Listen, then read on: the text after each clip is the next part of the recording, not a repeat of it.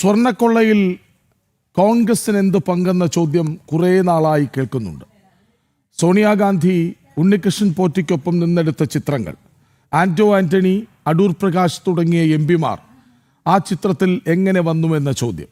ഇപ്പോൾ കെ സുരേന്ദ്രൻ പറയുന്നു സ്വർണം ഇറ്റലിയിലേക്ക് കൊണ്ടുപോയി. CBI വരണം, കൃത്യമായി ഉത്തരം കിട്ടണമെങ്കിൽ. വാർത്തകൾ നിരവധി, പ്രധാന തലക്കെട്ടുകളിലേക്ക് ആദ്യം. ശബരിമല സ്വർണ്ണക്കവർച്ച കേസിൽ പണി തുടങ്ങി ED. പ്രതികളുടെ വീട്ടിലും ദേവസ്വം ബോർഡ് ആസ്ഥാനത്തും പരിശോധന. ഓപ്പറേഷൻ ഗോൾഡൻ ഷാഡോയിൽ നിരവധി രേഖകൾ കണ്ടെടുത്തെന്ന് സൂചന. ശ്രീകോവിലിന്റെ പഴയ വാതിൽ അളവെടുക്കാൻ SIT സന്നിധാനത്ത്, സ്ട്രോങ് റൂമും പരിശോധിക്കും.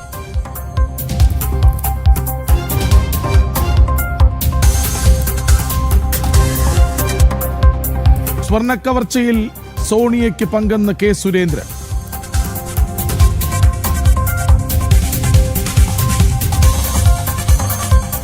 സ്വർണം ഇറ്റലിയിലേക്ക് കടത്തി. കൊള്ളയ്ക്ക് പിന്നിൽ മാറി മാറി വന്ന LDF UDF സർക്കാരുകൾ. ഗൂഢാലോചന പുറത്തു വരണമെങ്കിൽ CBI അന്വേഷണം ആവശ്യമെന്നും മുൻ സംസ്ഥാന അധ്യക്ഷൻ.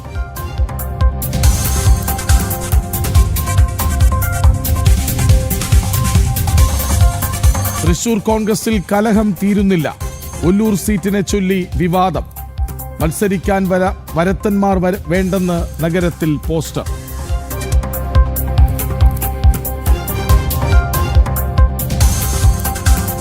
BJPക്ക് ഇനി പുതിയ ദേശീയ അധ്യക്ഷൻ. നിതിൻ നബീൻ ചുമതലയേൽക്കും. ഡൽഹിയിലെ ചടങ്ങിൽ മുതിർന്ന നേതാക്കൾ പങ്കെടുക്കും.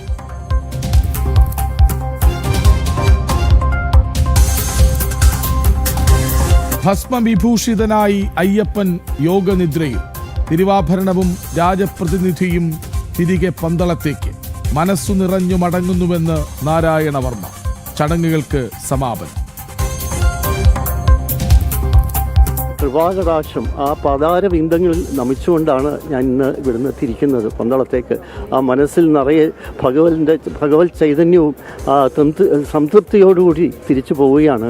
ഇത് ജീവിതത്തിലെല്ലാം തന്നെ ഇനിയുള്ള കാലം ആ ഭഗവത് സ്മരണയോടെ ഇന്നത്തെ ഈ സ്മരണ ഒരിക്കലും ഇന്ന് നടന്ന വിരാട ഹിന്ദു സംഗമാഘോഷത്തിൽ തിരുനാവായ. മഹാമാഘ മഹോത്സവം 2ാം ദിനം. നിലാതീരത്ത് സ്നാനം. തിരുനാവായിയിൽ വൻ ഭക്തജനത്തിരക്ക്.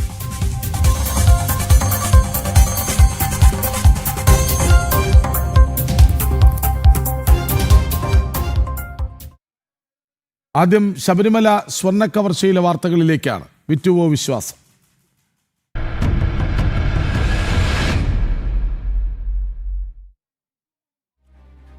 സ്വർണ്ണക്കവർച്ച കേസിൽ പിടിമുറുക്കി ED. പ്രതികളുടെ വീട്ടിൽ EDയുടെ raid. Unnikrishnan Potti, A. Padmakumar, N. Vasu, Murari Babu എന്നിവരുടെ വീട്ടിലാണ് EDയുടെ പരിശോധന. സ്മാർട്ട് ക്രിയേഷൻസിലും ജ്വല്ലറി ഉടമ ഗോവർദ്ധന്റെ വീട്ടിലും പരിശോധനയുണ്ട്. EDയുടെ ചെന്നൈ, ബാംഗ്ലൂർ യൂണിറ്റുകളാണ് പരിശോധന നടത്തുന്നത്. കള്ളപ്പണം വെളുപ്പിക്കൽ കേസിലാണ് നടപടി. തിരുവിതാംകൂർ ദേവസ്വം ബോർഡ് ആസ്ഥാനത്തും ഇപ്പോൾ പരിശോധന നടക്കുന്നുണ്ട്. പ്രജിത് മോഹനനും ജിജീഷ് കരുണാകരനും ഒപ്പം ചേരുന്നുണ്ട്. ആദ്യം പ്രജിത് മോഹനനിലേക്ക്. പ്രജിത്ത്, തിരുവിതാംകൂർ ദേവസ്വം ബോർഡ് ആസ്ഥാനത്തൊഴികെ ബാക്കി എല്ലായിടത്തും 3 മണിക്കൂർ പിന്നിടുകയാണ് പരിശോധന. എങ്ങനെ പുരോഗമിക്കുന്നു?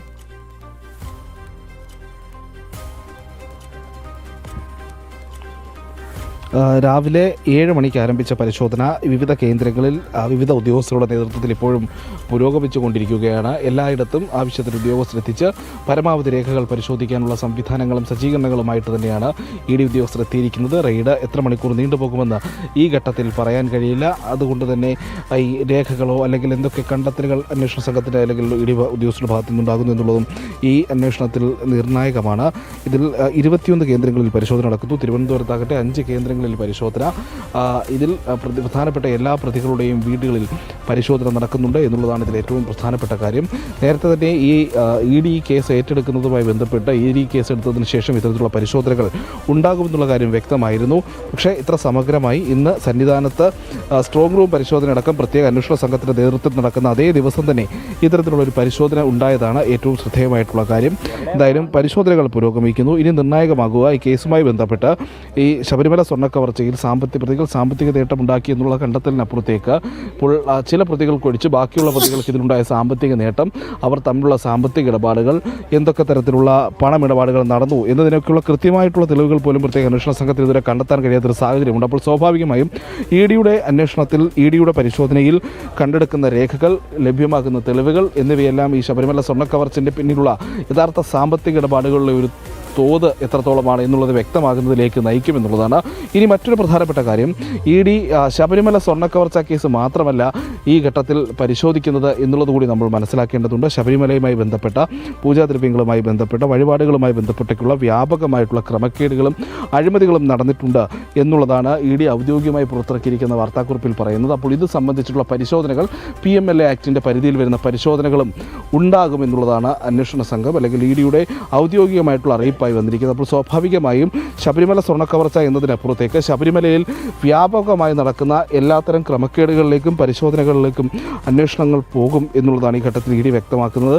ഇതെല്ലാം കൂടി ചേർത്തുള്ള സമഗ്രമായിട്ടുള്ള ഒരു പരിശോധനയാണ് ഈ ഘട്ടത്തിൽ നടക്കുന്നത് എന്ന് വ്യക്തം. ഇപ്പോൾ സ്വർണ്ണക്കവർച്ച കേസുമായി ബന്ധപ്പെട്ട തെളിവുകൾക്കപ്പുറത്തേക്ക് ഇത്തരത്തിലുള്ള അഴിമതികളും ഇത്തരത്തിലുള്ള ക്രമക്കേടുകളുമായി ബന്ധപ്പെട്ട തെളിവുകളും ഈ പരിശോധനയുടെ ഭാഗമായി ഇഡി ഉദ്യോഗസ്ഥർ ശേഖരിക്കുമെന്ന് വ്യക്തം.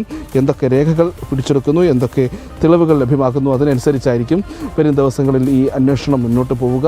എന്തായാലും 21 കേന്ദ്രങ്ങളിൽ, അതിൽ സ്വർണ്ണക്കവർച്ച കേസുമായി ബന്ധപ്പെട്ട പ്രധാനപ്പെട്ട എല്ലാ പ്രതികളുടെയും വീടുകളിലടക്കം ഇപ്പോഴും പരിശോധന പുരോഗമിക്കുകയാണ്. ജിജീഷ്, ഈ ഇഡിയുടെ ഇന്നത്തെ പരിശോധന എത്ര കണ്ട് നിർണായകമാണ്? അതായത് SIT സംഘം സന്നിധാനത്ത് പരിശോധിക്കാനെത്തുന്നു. അതേ ദിവസം തന്നെ ഇഡി കേരളത്തിൽ അടക്കം പ്രധാനപ്പെട്ട കേന്ദ്രങ്ങളിൽ പ്രതികളുടെ വീട്ടിൽ, ദേവസ്വം ബോർഡ് ആസ്ഥാനത്തൊക്കെ പരിശോധനയ്ക്ക് മുതിരുന്നു.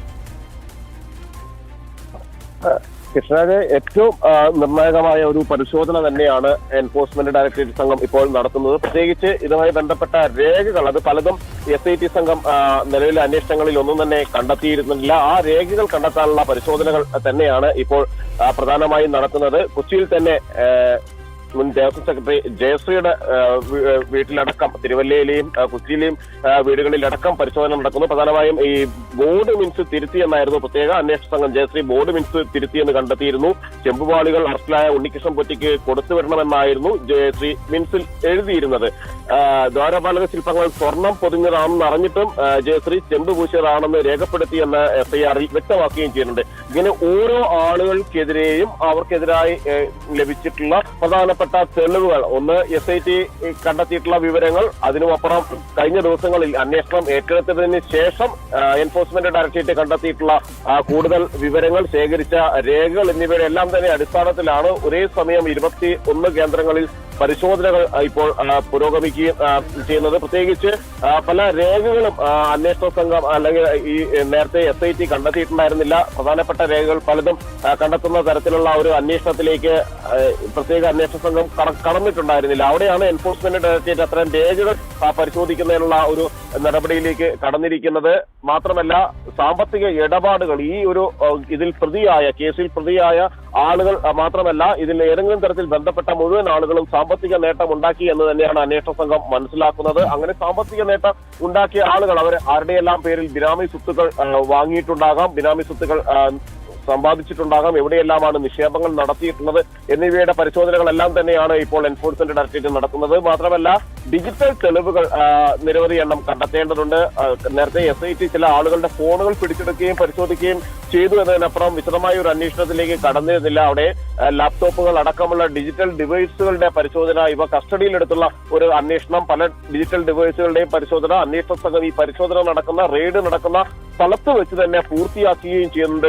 ഡിജിറ്റൽ ഡിവൈസുകളിൽ പലതിന്റെയും പ്രാഥമിക പരിശോധന, അതിനുശേഷം വിശദമായി തന്നെ സൈബർ ഫോറൻസിക് പരിശോധന കൂടി ലഭിക്കുന്നതോടെ ഇതുമായി ബന്ധപ്പെട്ട കൂടുതൽ വിശദാംശങ്ങൾ ആരെല്ലാമായിട്ടാണ് ബന്ധപ്പെട്ടുള്ളത്, വലിയ രാജ്യാന്തര സ്വർണ്ണക്കവർച്ച സംഘങ്ങൾക്ക് പോലും ഈ ഇടപാടുകളിൽ പങ്കുണ്ട് എന്ന് വ്യക്തമാകുമ്പോൾ അത്തരത്തിലുള്ള ആളുകളുമായി ഇവർക്ക് ഏതെങ്കിലും തരത്തിലുള്ള ബന്ധങ്ങൾ ഉണ്ടായിരുന്നിട്ടുണ്ടോ, നേരിട്ട് മൊബൈൽ ഫോണുകളിൽ അടക്കമുള്ള നിർദ്ദേശങ്ങൾ ചില ആളുകൾക്ക് ലഭിച്ചിരുന്നു എന്ന് വ്യക്തമാകുന്നുണ്ട്. അതുകൊണ്ട് തന്നെയാണ് ഈ കേസിൽ മുൻ ദേവസ്വം ബോർഡ് പ്രസിഡന്റുമാർ അടക്കമുള്ള ആളുകൾ അവരുടെ വീടുകളിൽ ഒരേ സമയം ഒരു പരിശോധനയ്ക്ക് അന്വേഷണ സംഘം തയ്യാറായിരിക്കുന്നത്. അന്വേഷണം ഏറ്റെടുത്തതിന് പിന്നാലെ തന്നെ അന്വേഷണ സംഘത്തെ വിപുലീകരിച്ചുകൊണ്ടായിരുന്നു എൻഫോഴ്സ്മെന്റ് ഡയറക്ടറേറ്റ് മുന്നോട്ട് പോയത്. സാധാരണ നിലയ്ക്ക് 5 എൻഫോഴ്സ്മെന്റ് ഉദ്യോഗസ്ഥരും ഒരു ഡെപ്യൂട്ടി ഡയറക്ടറും എല്ലാം തന്നെയാണ് അന്വേഷണ സംഘത്തിൽ ഉണ്ടാവുകയെങ്കിൽ 10 പേരോളം ഉൾക്കൊള്ളുന്ന എന്ന വിശദമായ ഒരു അന്വേഷണ സംഘത്തെ കൊച്ചി യൂണിറ്റിൽ മാത്രം നിയോഗിച്ചിരുന്ന ഈ ഒരു പരിശോധനയുടെ ഭാഗമായി തുടർന്നാണ് ഈ പരിശോധനകൾക്ക് മറ്റു സ്ഥലങ്ങളിൽ നിന്ന്, മറ്റു യൂണിറ്റുകളിൽ നിന്ന്, കോഴിക്കോട് യൂണിറ്റുകളിൽ, കൊച്ചി യൂണിറ്റുകളിൽ നിന്നുള്ള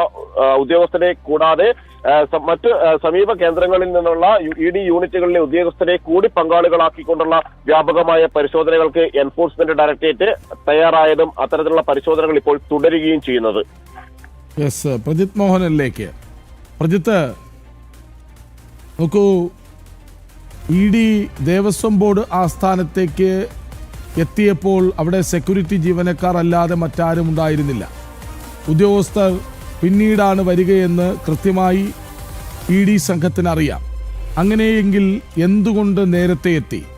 രേഖകളൊന്നും ED വരുന്നുണ്ടെന്ന കാരണത്താൽ മാറ്റാൻ അനുവദിക്കാതിരിക്കലായിരുന്നു EDയുടെ പ്രധാന നീക്കം.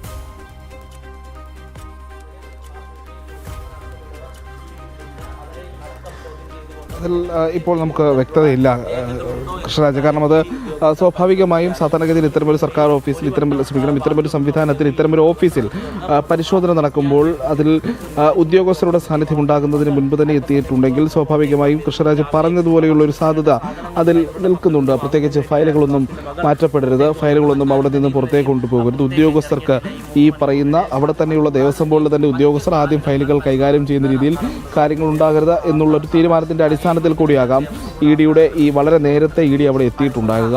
എന്തായാലും ഈ ഉദ്യോഗസ്ഥർ എത്തിയതിനു ശേഷം ഈ പറയുന്ന കെട്ടിടങ്ങൾ അല്ലെങ്കിൽ ഓഫീസ് മുറികളൊക്കെ തുറന്ന് പരിശോധിക്കേണ്ടതുണ്ട്. ഈ തുറന്ന് പരിശോധിക്കുമ്പോഴായാലും ED ഉദ്യോഗസ്ഥർ ആദ്യം ഈ രേഖകൾ പരിശോധിക്കാനുള്ള ഒരു സാധ്യത സൃഷ്ടിക്കുക എന്നുള്ളത് കൂടി ഈ ED അന്വേഷണ സംഘത്തിൻ്റെ ഭാഗത്ത് നിന്ന് ഇത്തരമൊരു നീക്കമുണ്ടാകാൻ കാരണമായി നമുക്ക് വിലയിരുത്താം. പക്ഷേ നമുക്കിപ്പോൾ ഉറപ്പിച്ച് പറയാൻ കഴിയുന്ന ഒരു സാഹചര്യമല്ല. എന്തായാലും അത്തരത്തിലുള്ള പരിശോധനകൾ നേരത്തെ തന്നെ നമ്മൾ മനസ്സിലാക്കേണ്ടത് ഈ പ്രത്യേക അന്വേഷണ സംഘം പോലും കൃത്യസമയത്ത് ആവശ്യപ്പെട്ടിട്ട് രേഖകൾ നൽകാൻ തിരുവിതാംകൂർ ദേവസ്വം ബോർഡ് അധികൃതരോ തിരുവിതാംകൂർ ദേവസ്വം ബോർഡ് ആസ്ഥാനത്തെയുള്ള ഉദ്യോഗസ്ഥരോ തയ്യാറാകാത്തൊരു സാഹചര്യം അവിടെ നിലനിൽക്കുന്നുണ്ട് എന്നുള്ളതാണ്. അത് പിന്നീട് റെയ്ഡ് അടക്കം നടത്തിയാണ് പല രേഖകളും തിരുവിതാംകൂർ ദേവസ്വം ബോർഡ് ആസ്ഥാനത്ത് നിന്ന് പിടിച്ചെടുത്തതെന്ന് നമുക്കറിയാം. അപ്പോൾ സ്വാഭാവികമായും രേഖകൾ നശിപ്പിക്കാനും രേഖകൾ ഇല്ലാതാക്കാനും ഒക്കെയുള്ള ശ്രമങ്ങൾ ഉണ്ടാകാനുള്ള സാധ്യതയും നിലനിൽക്കുന്നുണ്ട്. നേരത്തെയും തിരുവിതാംകൂർ ദേവസ്വം ബോർഡിനെ സംബന്ധിച്ചിട്ടുള്ള പല രേഖകളും കാണാതാവുകയോ നശിപ്പിക്കപ്പെടുകയോ ചെയ്യുന്ന സാഹചര്യം മുൻപ് പലതവണ ഉണ്ടായിട്ടുമുണ്ട്. അപ്പോൾ അത്തരത്തിലുള്ള കാര്യങ്ങൾ ഉണ്ടാകാതിരിക്കാനുള്ള മുൻകരുതൽ കൂടിയായിരിക്കാം EDയുടെ ഭാഗത്ത് നിന്നുണ്ടായത് എന്നുള്ളത് നമ്മൾ കാണേണ്ടിയിരിക്കുന്നു. പക്ഷേ അതിലും നമുക്ക് ഔദ്യോഗികമായ സ്ഥിരീകരണമൊന്നും പറയാൻ കഴിയില്ല.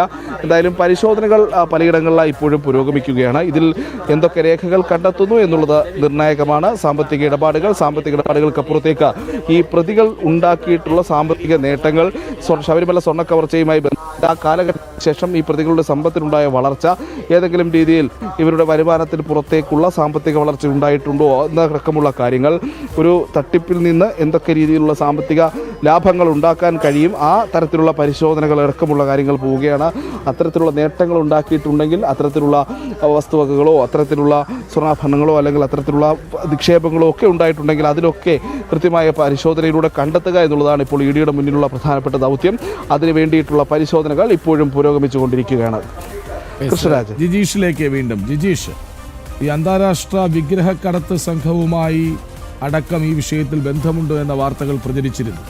സംശയങ്ങളുണ്ടായിരുന്നു, ദുരൂഹതയുണ്ടായിരുന്നു. ഇന്നിപ്പോൾ കെ സുരേന്ദ്രൻ അങ്ങ് ഡൽഹിയിൽ ജിഷ്ണു കൃഷ്ണനുമായി സംസാരിക്കുമ്പോൾ പറഞ്ഞത് സോണിയാഗാന്ധിക്ക് ഇതിൽ കൃത്യമായ പങ്കുണ്ട്, ഇറ്റലിയിലേക്ക് സ്വർണം കടത്തിയിട്ടുണ്ട്, മാറി മാറി വന്ന LDF UDF സർക്കാരുകളൊക്കെയും ഇതിന് പിന്നിലുണ്ട്, അതുകൊണ്ട് CBI വരണം എന്നാണ്.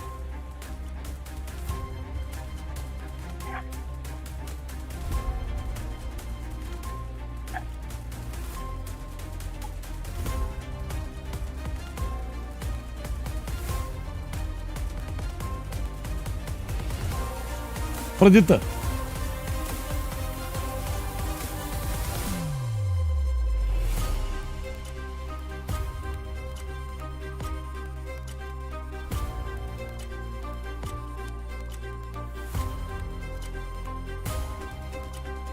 ശബരിമല സ്വർണ്ണക്കവർച്ചയിൽ EDയുടെ നിർണായക റെയ്ഡ് 21 കേന്ദ്രങ്ങളിൽ. അത് കേരളത്തിൽ മാത്രമല്ല പുറത്തും ഈ സ്വർണ്ണ കൊള്ളയുമായി ബന്ധമുണ്ട് എന്ന് സംശയിക്കുന്നവരുടെ പ്രതികളുടെ ഒക്കെ വീടുകളിൽ പരിശോധന നടക്കുന്നുണ്ട്. ജിജീഷ് കർണാനിലേക്ക്. ജിജീഷ്, ഞാൻ നേരത്തെ ചോദിച്ചത് ഈ അന്താരാഷ്ട്ര വിഗ്രഹക്കടത്ത് സംഘം അടക്കം ഇതിന് പിന്നിലുണ്ടോ, കള്ളപ്പണ ഇടപാടുണ്ടോ, അതൊക്കെ നേരത്തെ തന്നെ ചോദ്യങ്ങളായി നിൽക്കുന്നുണ്ട്. ഇപ്പോൾ ഇഡിയുടെ പരിധിയിൽ എന്തൊക്കെ? കൃഷ്ണരാജ് വ്യക്തമാക്കിയത് പറഞ്ഞതുപോലെ തന്നെ രാജ്യാന്തര കവർച്ചാ സംഘങ്ങളെ കേന്ദ്രീകരിച്ച് തന്നെയാണ് ഈ ഒരു അന്വേഷണം മുന്നോട്ട് പോകുന്നത്. പ്രത്യേകിച്ച് സാധാരണ നിലയിൽ ഏതെങ്കിലും തരത്തിൽ ഉദ്യോഗസ്ഥർ മാത്രം ഉൾപ്പെട്ടതോ അല്ലെങ്കിൽ ആ ശബരിമലയുമായി ബന്ധപ്പെട്ട് പ്രവർത്തിച്ച ഏതാനും പേർ മാത്രം ഉൾപ്പെട്ടതല്ല ഈ വലിയ കവർച്ച എന്ന് തന്നെയാണ് അന്വേഷണത്തിൽ വ്യക്തമായിട്ടുള്ളത്. അതുകൊണ്ട് തന്നെ വലിയ സ്വർണ്ണ കവർച്ചാ സംഘങ്ങൾ ഇതിന്റെ ഭാഗമായിട്ടുണ്ട്. അവർ ബാംഗ്ലൂരിലടക്കം വിവിധ കൂടിക്കാഴ്ചകൾ ഇവരുമായി എല്ലാം തന്നെ നടത്തിയിട്ടുണ്ട്. ഏറ്റവും അധികം ഇത്തരം ആളുകളുമായി ബന്ധപ്പെട്ടിരുന്നത് ഉണ്ണികൃഷ്ണൻ പോറ്റിയാണ് എന്ന് മനസ്സിലായിരുന്നു. അതുകൊണ്ട് തന്നെ ആണ് ഈ എൻഫോഴ്സ്മെന്റ് ഡയറക്ടറേറ്റിന്റെ അന്വേഷണത്തിൽ, കാരണം SITയെ സംബന്ധിച്ചിടത്തോളം സർക്കാരിന്റെ വലിയ തോതിലുള്ള നിയന്ത്രണങ്ങൾ SITയെ സംബന്ധിച്ചിടത്തോളം ഉണ്ട്. സർക്കാരിന്റെ പിടി ഉണ്ട് സുഗമമായ വ്യക്തമായ അന്വേഷണത്തിന്.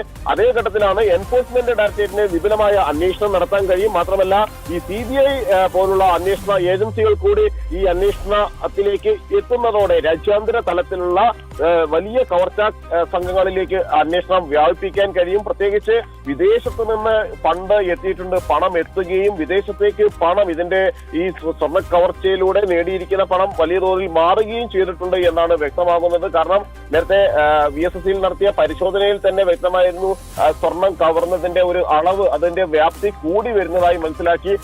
ഇത്തരത്തിൽ സ്വർണം കവർന്ന ആളുകൾ അല്ലെങ്കിൽ സ്വർണ്ണ കവർച്ച നടത്തിയ ആളുകൾ ഇത് വിറ്റ് സാമ്പത്തിക നേട്ടം ഉണ്ടാക്കിയത് ആ കൊണ്ടുപോയ സ്വർണത്തിന്റെ അളവിൽ മാത്രമായിരുന്നില്ല. ശബരിമലയുടെ ഒരു മൂല്യം, ആ ഒരു മഹത്തായ മൂല്യത്തെ കൂടി ഉപയോഗപ്പെടുത്തിക്കൊണ്ട് പല മടങ്ങ് 10 മടങ്ങ് വില ഈ ഒരു സ്വർണത്തിന് ഈടാക്കിക്കൊണ്ട് ചില ആളുകൾക്ക് കൈമാറുകയായിരുന്നു എന്നാണ് വ്യക്തമാക്കുന്നത്. ഈ സ്വർണ്ണപ്പാളികൾ അത് ശബരിമലയിലാണ് അല്ലെ സ്വർണ്ണപ്പാളികളാണ് എന്ന് പറഞ്ഞുകൊണ്ട് അതിന്റെ ഒരു ചൈതന്യവും എല്ലാം തന്നെ ബോധ്യപ്പെടുത്തിക്കൊണ്ട് വലിയ തുക ഈടാക്കുകയാണ്. അതുകൊണ്ട് തന്നെ ഒരു വലിയ സ്വർണ്ണ കവർച്ചാ സംഘങ്ങൾ, രാജ്യാന്തര സ്വർണ്ണ കവർച്ചാ സംഘങ്ങൾ കൂടി ഇതിന്റെ ഭാഗവാക്കായി മാറിയിട്ടുണ്ട്. ഈ സ്വർണ്ണ കവർച്ചാ സംഘങ്ങൾ കൂടി ഇതിൽ ഇടപെട്ടിട്ടുണ്ട് എന്നാണ് വ്യക്തമാകുന്നത്. ഈ ഒരു കാര്യങ്ങളിലേക്ക് കൂടി നീളുന്ന പരിശോധനകൾ തന്നെയാണ് ഇപ്പോൾ നടക്കുകയും ചെയ്യുന്നത്. കാരണം ഈ റെയ്ഡുകളിലടക്കം ചില രേഖകൾ അന്വേഷണ സംഘത്തെ സംബന്ധിച്ചിടത്തോളം നേരത്തെ ലഭിക്കാത്ത രേഖകളുണ്ട്. ഹൈക്കോടതിയുടെ നിർദ്ദേശപ്രകാരം ലഭിച്ച രേഖകൾ എന്ന് പറയുന്നത് അത് പരിമിതമായ രേഖകൾ മാത്രമായിരുന്നു SITയിൽ നിന്ന് ലഭിച്ചിട്ടുണ്ടായിരുന്നത്. പ്രത്യേകിച്ച് ചില മിൻസുകളടക്കം, മിൻസിന്റെ പകർപ്പുകൾ അടക്കമുള്ള വിവരങ്ങളാണ് ലഭിച്ചിരുന്നത് എങ്കിൽ അതിലധികമുള്ള വിവരങ്ങൾ, അതിലധികമുള്ള രേഖകൾ ഒന്നും തന്നെ അന്വേഷണ സംഘത്തിന് ലഭിച്ചിട്ടുണ്ടായിരുന്നില്ല. അതുകൊണ്ട് തന്നെ അതിലേക്കെല്ലാം കേന്ദ്രീകരിക്കുന്ന ഒരു അന്വേഷണം. ഒപ്പം തന്നെയാണ് ഈ രാജ്യാന്തര കവർച്ചാ സംഘങ്ങളുടെ ഒരു പങ്കാളിത്തം കൂടി ഇപ്പോൾ വ്യക്തമായി വരുന്നത്. അതിലേക്ക് കൂടി നീളുന്ന ഒരു അന്വേഷണം. ഒരേ സമയം എൻഫോഴ്സ്മെന്റ് ഡയറക്ടറേറ്റ് അന്വേഷണം നടക്കുന്നതിനൊപ്പം തന്നെ CBI അന്വേഷണത്തിനുള്ള ഒരു സാധ്യത കൂടി തെളിയുന്നു. അങ്ങനെ വിപുലമായ ഒരു അന്വേഷണം. ഈ ആളുകൾക്കെല്ലാം തന്നെ, ഇതിൽ പല പ്രതികൾക്കും മറ്റു രാജ്യാന്തര കണ്ണികളുമായി ഉള്ള ബന്ധം തന്നെയാണ് പ്രാഥമികമായ അന്വേഷണത്തിൽ എൻഫോഴ്സ്മെന്റ് ഡയറക്ടറേറ്റിനും വ്യക്തമാകുന്നത്. ED അതിന്റെ അടിസ്ഥാനത്തിലാണ് പ്രധാനമായും ഈ റെയ്ഡുകൾ അടക്കമുള്ള നടപടിക്രമങ്ങളിലേക്ക് കടക്കുകയും ചെയ്തിരിക്കുന്നത്. ഒരേ സമയമുള്ള ഈ പരിശോധനകളിലൂടെ, കാരണം ഏതെങ്കിലും തരത്തിൽ ഇത് മാറ്റാനുള്ള സാധ്യതകളുണ്ട്. മാത്രമല്ല വ്യാജ രേഖകൾ ഏതെങ്കിലും ക്രിയേറ്റ് ചെയ്തിരുന്നോ എന്ന കാര്യം അന്വേഷണ സംഘങ്ങൾ പരിശോധിക്കുന്നുണ്ട്. പല 21 കേന്ദ്രങ്ങളിൽ EDയുടെ റെയ്ഡ്. തിരുവിതാംകൂർ ദേവസ്വം ബോർഡ് ആസ്ഥാനത്തടക്കം പത്മകുമാറിന്റെ വസതിയിൽ, N വാസുവിന്റെ വസതിയിൽ, മുരാരി ബാബുവിന്റെ വസതിയിൽ, ഉണ്ണികൃഷ്ണൻ പോറ്റിയുടെ വസതിയിലൊക്കെ ഇപ്പോൾ റെയ്ഡ് പുരോഗമിക്കുകയാണ്. 3 മണിക്കൂർ 18 മിനിറ്റ് കഴിഞ്ഞിരിക്കുന്നു റെയ്ഡ്.